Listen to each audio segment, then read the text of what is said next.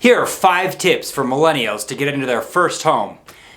Number 1, develop cost-saving habits early on. The sooner you can start to develop cost-saving habits, the earlier you'll get a handle on a down payment. It's amassing that huge chunk of equity that it's turned out to be these days to get into your first home that's caused everyone the biggest troubles. So the sooner you can start cost-saving habits, the better you'll be.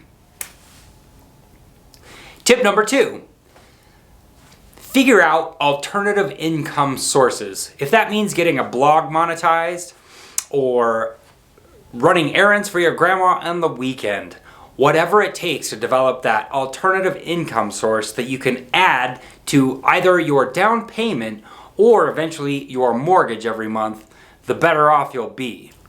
Tip number 3. Tip number 3 is to use a realtor.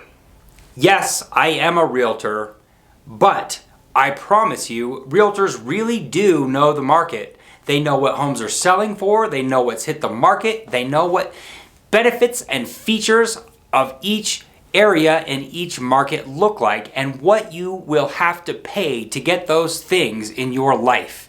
They can help you really focus on what's important to you. What do you need and what do you want?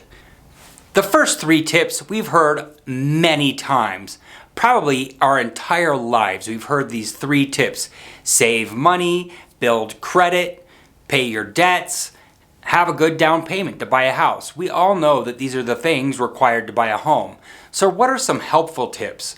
Well, I think the last 2 tips that I have are actually really helpful. The 4th tip is to use a mortgage broker. You probably haven't heard much about mortgage brokers. That's not the kind of thing that your parents tell you about growing up, but a mortgage broker is someone who is a sort of a free agent in the market of lending. They're able to look at all of the different lending products and pick the best one for you and your circumstances. A mortgage broker can save you a tremendous amount of money.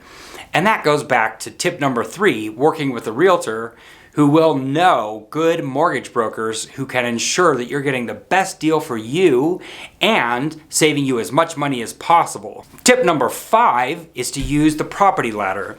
The property ladder is exactly what it sounds like. You get on the bottom rung and you climb up.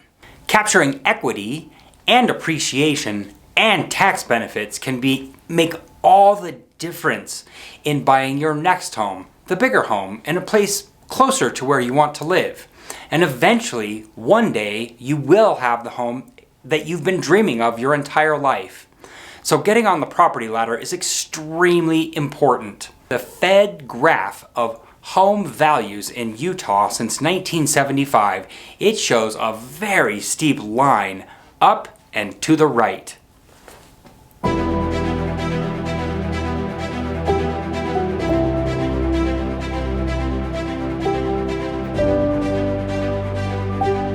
So it's really important to remember that time in the market is much more important than timing the market.